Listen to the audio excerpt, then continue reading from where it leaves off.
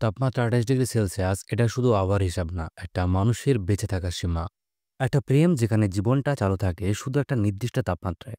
একটা সম্পর্ক যেখানে ভালোবাসা মানে শুধু হাসি কান্না না, বরং জীবন মৃত্যুর মাঝখানে দাঁড়িয়ে থাকা। আজকে আমরা আলোচনা করব একটা romantic thriller cinema 28 degree Celsius. এই তেলেগু সিনেমাটি শুধু প্রেম নয়, বরং রহস্য, বৈজ্ঞানিক বাস্তবতা আর আবেগ দিয়ে গড়া। এই সিনেমার শেষ অংশে এমন একটা সত্য সামনে আসে যা আপনার হৃদয় কেঁপে যাবে। চলুন তাহলে শুরু করা যাক এই সিনেমার বাংলা গল্প। কার্তিক নামের একজন ছেলেকে দেখা যায়। সে একটা চেয়ারে হাত পা বাঁধা অবস্থায় বসে আছে। সে কোনোভাবে তার হাত খুলে ফেলে এবং সামনে এগিয়ে যেতে চেষ্টা করে। ঠিক তখনই একটা লোক এসে হঠাৎ করে তার পেটে ছুরি মেরে দেয়। পরদিন সকালে পুলিশ কার্তিকের বাড়িতে আসে এবং তাকে হাসপাতালে নিয়ে যায়। একজন পুলিশ অফিসার বাড়ির ভেতরে তল্লাশি করতে গিয়ে একটা ঘরে ঢুকে এবং কার্তিকের ডায়েরি খুঁজে পায়। সে ডায়েরি পড়তে শুরু করে। এই মুহূর্ত থেকে গল্পটা চলে যায় ফ্ল্যাশব্যাকে। সময়টা 2013 সাল। এখান থেকে কার্তিকের পুরো জীবনের গল্প শুরু হয়। এবার গল্পে আসে নায়িকা অঞ্জলি। সে একজন মেডিকেল কলেজের ছাত্রী। একদিন সকালে সে কলেজে যাওয়ার জন্য বাস স্টপে দাঁড়িয়ে বাসের জন্য অপেক্ষা করছিল। ঠিক তখনই কার্তিক বাইক চালিয়ে সেই রাস্তা দিয়ে যাচ্ছিল, কিন্তু হঠাৎ তার বাইকের পেট্রোল শেষ হয়ে যায়। তখন সে রাস্তার পাশে একটা অটোরিকশা থামাতে যায়, কিন্তু অটো চালক তাকে না তুলে অঞ্জলিকে উঠিয়ে নিয়ে চলে যায়। তখন এক দুধওয়ালা সেই রাস্তা দিয়ে যাচ্ছিল। কার্তিক কোনো উপায় না দেখে তার বাইকটা নিয়ে রওনা দেয়। ঠিক তখনই হাওয়ায় উড়ে অঞ্জলির উড়না এসে কার্তিকের মুখে পড়ে। এতে করে কার্তিক আর দুধওয়ালা দুজনেই পড়ে যায়। এটা দেখে অঞ্জলি দৌড়ে আসে এবং কার্তিককে সরি বলে। কিন্তু কার্তিক রেগে গিয়ে বলে, তোমার সরি বললে কি দুধটা ফিরে আসবে? 6,000 টাকা দাও। অঞ্জলি তখন লজ্জা পেয়ে বলে, এই মুহূর্তে আমার কাছে টাকা নেই, আমি পরে দিয়ে দেবো। পরের দিন অঞ্জলি যখন কলেজে যায়, তখন অবাক হয়ে দেখে কার্তিকও তাদের একই মেডিকেল কলেজে পড়ে, একই বছরের ছাত্র। ধীরে ধীরে কার্তিক অঞ্জলির প্রতি ভালো লাগা অনুভব করতে শুরু করে। অঞ্জলিও কার্তিকের প্রতি টান অনুভব করে। তাদের মধ্যেও বন্ধুত্ব বাড়তে থাকে। আর সেই বন্ধুত্ব ধীরে ধীরে প্রেমে পরিণত হয়। এইভাবে দুজনের সুন্দর সম্পর্ক গড়ে ওঠে। আর দেখতে দেখতে কেটে যায় 2 বছর। একদিন কার্তিক তার বন্ধুদের সঙ্গে বসে আড্ডা মারছিল। ঠিক তখনই অঞ্জলি তাকে ফোন করে জানায় তার এক বান্ধবীকে তার এক কাজিন বারবার বিরক্ত করছে। কার্তিক তখন দেরি না করে সেই ছেলের কাছে যায় এবং শান্তভাবে ব্যাপারটা বোঝানোর চেষ্টা করে। কিন্তু ছেলেটি ও তার বন্ধুরা উল্টে কার্তিককে মারধর করতে আসে। তখন কার্তিক একাই সবাইকে পেটায় আর তাদের একটা ভালো শিক্ষাও দেয়। এই ঝামেলার মাঝে পুলিশ এসে পড়ে এবং কার্তিককে থানায় নিয়ে যায়। খবর পেয়ে কলেজের হেড থানায় আসে। তিনি পুলিশকে অনুরোধ করে কার্তিককে ছাড়িয়ে আনেন। তারপর সে কার্তিককে বোঝাতে থাকে, তুমি তো ভবিষ্যতে একজন ডাক্তার হতে চলেছ, এভাবে ঝগড়া মারামারি করলে চলবে? কার্তিক তখন বলে, কোন বইয়ে লেখা আছে যে ডাক্তাররা শুধু অপারেশন করবে? দরকার হলে সেই একই ছুরি দিয়ে কাউকে শিক্ষাও দিতে পারে। এই কথা শুনে হেড রেগে গিয়ে বলে, তুমি আর মাত্র 2 মাস কলেজে থাকবে, এই সময় যেন আমার চোখে না পড়ো। এরপর একদিন কার্তিকের সঙ্গে দেখা হলে অঞ্জলি খুব রেগে যায়। সে কার্তিককে বকতে বকতে বলে, আমি তো বলেছিলাম সমস্যা মেটাও, বাড়িও না। যদি ওই ঝামেলা কারো কিছু হয়ে যেত, তাহলে তোমার জীবন শেষ হয়ে যেত। তুমি একবারও আমাদের সম্পর্ক নিয়ে ভেবেছো? এই নিয়ে দুজনের মধ্যে তুমুল ঝগড়া হয়। এরপর কলেজ ছুটি হয়ে যায় আর অঞ্জলি গ্রামে ফিরে যায়। একদিন রাতে খাওয়ার সময় তার বাবা হঠাৎ বিয়ের প্রসঙ্গ তোলে। তখন অঞ্জলি জানায় সে একজন ছেলেকে ভালোবাসে আর সে একজন অনাথ। এই কথা শুনে তার বাবা বলে, বিয়ে মানে শুধু দুজন মানুষ না, দুটো পরিবার এক হওয়া। কিন্তু যার পরিবারই নেই তার সঙ্গে কিভাবে তোমার বিয়ে হবে? এখন তুমি ঠিক করো, আমাদের চাও না তাকে। এই কথার পরও অঞ্জলি নিজের সিদ্ধান্তে অটল থাকে। সে বলে, আমি বিয়ে করব তো শুধু কার্তিককেই।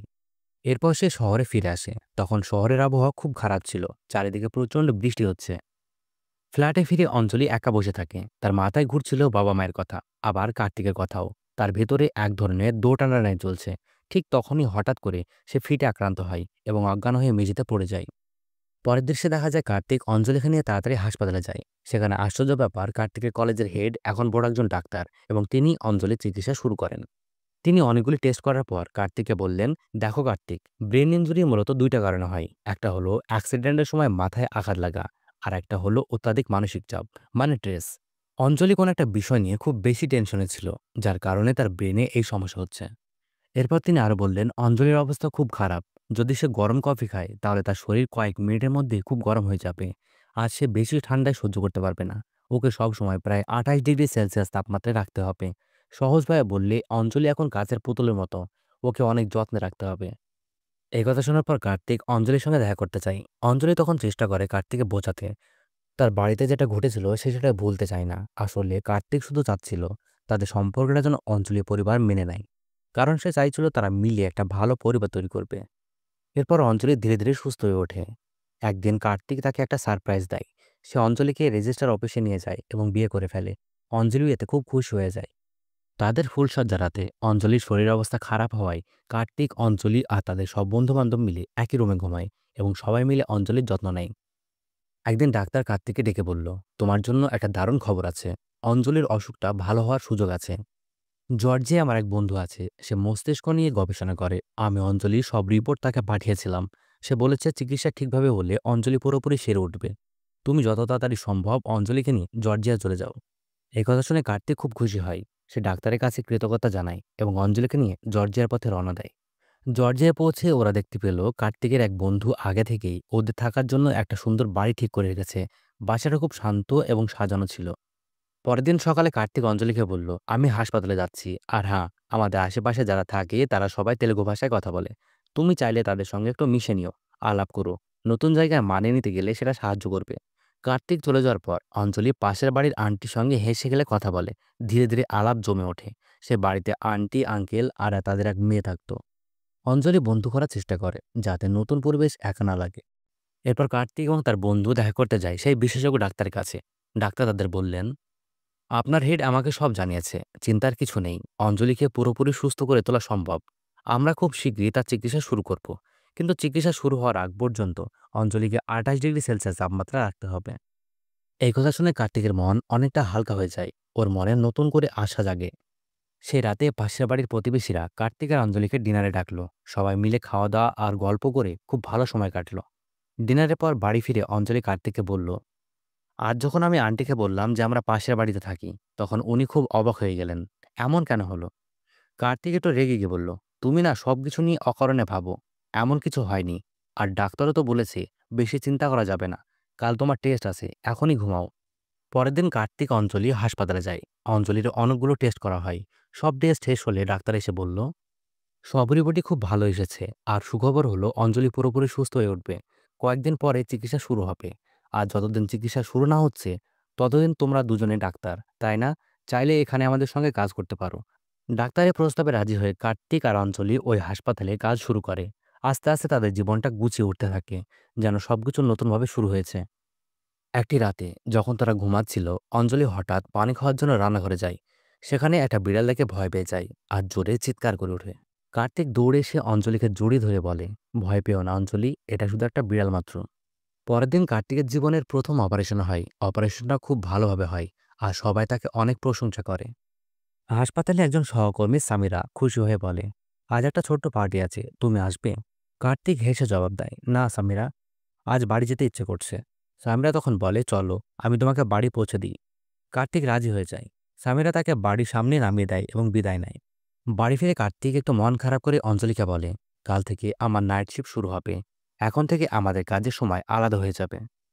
অঞ্জলি শান্তভাবে বলে, চিন্তা করো না কার্তিক, আমি সব ঠিক করে নেব। আমাদের সময় কম হবে, কিন্তু আমাদের ভালোবাসা কমবে না। এরপর থেকে কার্তিক রাতের শিফটে আর অঞ্জলি দিনের শিফটে কাজ করতে থাকে। একসাথে থাকার সময় কমে গেলেও ওরা দুজনে নিজের মতো অনেক সুখী ছিল। তাদের ভালোবাসার জন্য ব্যস্ততার মধ্যেও জায়গা খুঁজে নিয়েছে। একটা উইকেন্ডে অঞ্জলি রান্না করছিল। সে একটা টমেটো ফ্রিজ থেকে বার করে কাটতে গিয়ে দেখে টমেটো অনেক ঠান্ডা। সেটা হাতে নিতেই অঞ্জলির শরীরে যেন কেমন একটা প্রভাব পড়ে। কিছুক্ষণ পর কার্তিক বাসায় ফিরে এসে বলে, অঞ্জলি প্লিজ আমার জন্য একটা কফি বানিয়ে দাও না। কিন্তু কোনো উত্তর না পেয়ে সে চমকে ওঠে। কিচেনে গিয়ে দেখে অঞ্জলি অচেতন হয়ে মেঝেতে পড়ে আছে। কার্তিক ছুটে যায়। দেখে অঞ্জলির শরীর একেবারে ঠান্ডা হয়ে গেছে। সে নিজের শার্ট খুলে অঞ্জলিকে জড়িয়ে ধরে যাতে শরীর একটু গরম হয়। সেই উষ্ণতার মধ্যে ধীরে ধীরে অঞ্জলির জ্ঞান আসে। তাদের মাঝে সেই মুহূর্তে এক ধরনের গভীর ভালোবাসা তৈরি হয়। এর কিছুদিন পর কার্তিকের দুই পুরনো বন্ধু যারা অনেকদিন আগে এক্সাম দিচ্ছিল ও হঠাৎ দেখা করতে আসে। তারা জানায় তারা পাশ করে ফেলেছে। কার্তিক অবাক হয়ে যায়, তোমরা এক্সামে পাশ করলে কিভাবে? তবু সে খুশি হয় এবং তাদের নিজের হাসপাতালে ছোটখাটো একটা কাজ দেয়। এক রাতে কার্তিক ফোন করে অঞ্জলিকে জানায়, রিসেন্টলি একটা কঠিন কেস এসেছে। ক্রাইনিওফেগাস টুইন্স, দুই শিশুর মাথা জোড়া লাগানো। এই অপারেশন করতে প্রায় 13 ঘন্টা লাগবে। আমি নিজেও টিমে থাকবো। অঞ্জলি ভাবে কাজের সময় কার্তিকের মন যেন না ভাঙে, তাই বলে, কার্তিক আমার কথা ভেবো না, তুমি কাজে মন দাও। এখন না পরিশ্রম করলে কখন করবে? অপারেশনের দিন সিনিয়র ডাক্তাররা সবাইকে বুঝিয়ে দেয়, এই দুই শিশুর মাথা ও ব্রেন একসাথে জোড়া লাগানো, খুব সতর্কভাবে আলাদা করতে হবে। অবশেষে অপারেশন সফল হয়। কার্তিকের বন্ধুরা খুশি হয়ে বলে, চলো একটা ছোট পার্টি করি। কার্তিকও রাজি হয়। কিন্তু সেই সময় আবহাওয়া খারাপ হতে শুরু করে। ঝড়ের সম্ভাবনা ছিল। কার্তিক বুঝতে পারে দেরি করা ঠিক হবে না। তাই তাড়াতাড়ি বাসার দিকে রওনা দেয়। পথে অঞ্জলিকে ফোন করে, কিন্তু ফোন ধরে না। বাসায় এসে দেখে অঞ্জলি ঘরের এক কোণে ঠান্ডায় বসে আছে। সে শুয়ে দেখে অঞ্জলি একেবারে ঠান্ডা। তারপর হঠাৎ করে নিচে পড়ে যায়। কার্তিক বুঝতে পারে ঠান্ডার কারণে অঞ্জলি অনেক আগে মারা গেছে। এরপর গল্পটা আবার বর্তমান সময়ে ফিরে আসে। সেই পুলিশ অফিসার যে কার্তিকের ডায়েরি পড়ছিল, এবার সে সরাসরি হাসপাতালে গিয়ে কার্তিকের সঙ্গে দেখা করে।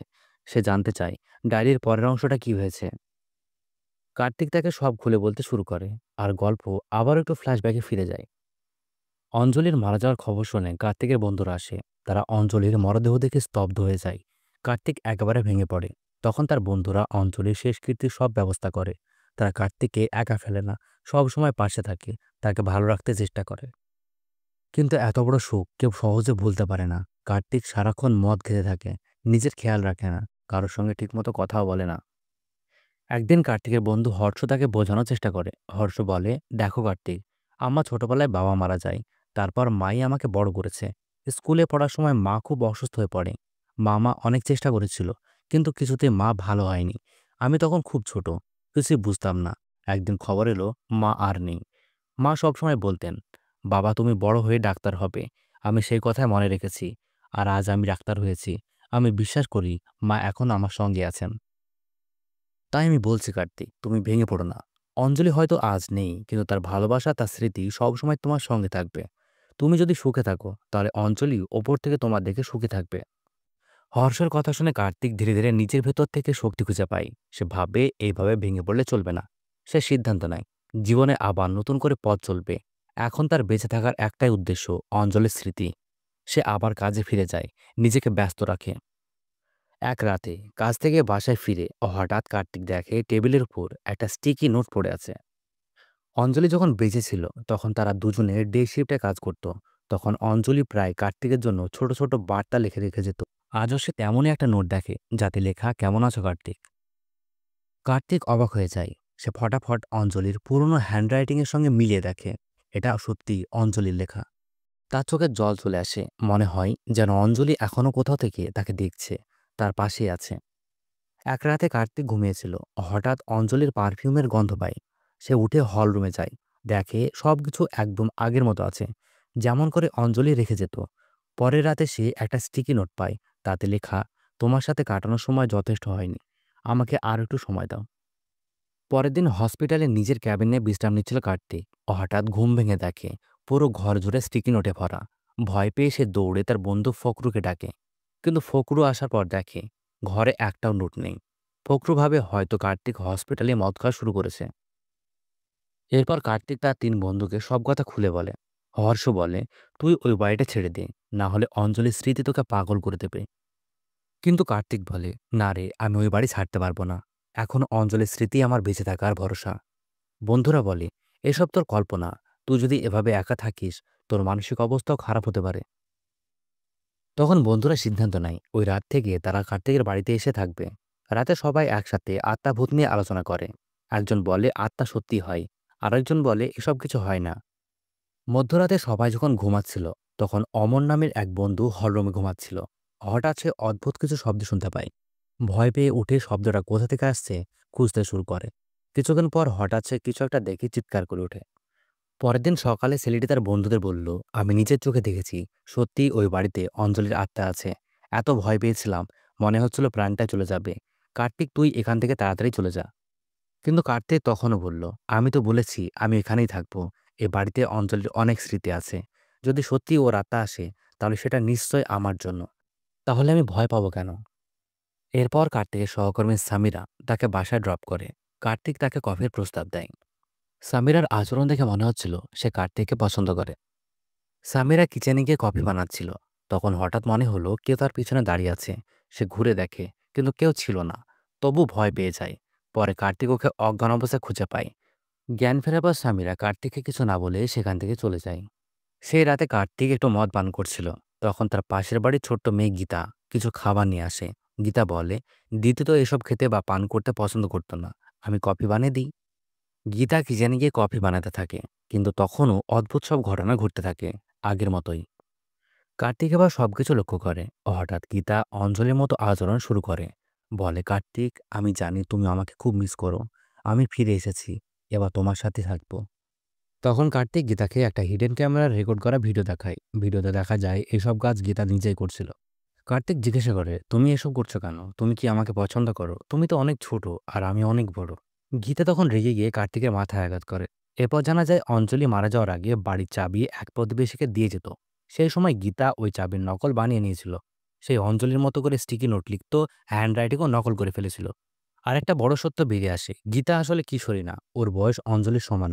সে একজন মানসিকভাবে অসুস্থ মানুষ, আর ছোটবেলায় কয়েকজনকে খুনও করেছিল। কার্তিকের জ্ঞান ফিরে এলে গীতা বলে, আমি ছোট না কার্তিক, তোমাকে প্রথম যেদিন দেখেছিলাম সেদিন থেকেই ভালোবেসে ফেলেছি। তুমি তো অঞ্জলিকে ভালোবাসো, তাই আমি ওর মতোই হতে চেয়েছিলাম। একটা ফ্ল্যাশব্যাকে দেখা যায় যেদিন অঞ্জলি মারা যায় সেদিন গীতা নিজে দরজা বন্ধ করে দেয়, এসি ঠান্ডা বাড়িয়ে দেয়, আর অঞ্জলির ফোনটা লুকিয়ে রাখে। সেই কারণে অঞ্জলি প্রচণ্ড ঠান্ডায় জমে মারা যায়। সবকিছু শুনে কার্তিক খুব রেগে যায় এবং গীতার দিকে এগিয়ে যায়। তখন গীতা ওকে ছুরি মেরে ফেলে। ঠিক তখনই জানা যায় অঞ্জলি তখন গর্ভবতী ছিল। গীতার হাতে দুইটা প্রাণ শেষ হয়ে যায়, অঞ্জলি আর তার অনাগত সন্তান। এই কথাগুলি শোনার পর কার্তিক রেগে গিয়ে ওই ছুরি দিয়ে গীতাকে হত্যা করে দেয়।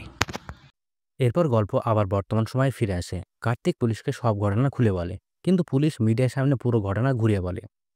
গীতা একজন মানসিক রোগী ছিল, সে আত্মহত্যা করতে যাচ্ছিল, আর কার্তিক তাকে বাঁচাতে গিয়ে আহত হয়, কিন্তু শেষ পর্যন্ত গীতাকে বাঁচানো সম্ভব হয়নি। অ্যাকচুয়ালি কার্তিক গীতাকে হত্যা করেছিল, সে স্বীকারও করেছিল, কিন্তু পুলিশ অফিসার সব গল্প শোনার পর কার্তিককে ক্ষমা করে দেয়। এই ছিল আজকের গল্প। আবার দেখা হবে অন্য এক সিনেমার রহস্য নিয়ে। ভিডিও ভালো লাগলে লাইক দিন, কমেন্টে জানান আপনি এরকম আর কোন সিনেমার গল্প দেখতে চান। আর চ্যানেলটি অবশ্যই সাবস্ক্রাইব করতে ভুলবেন না।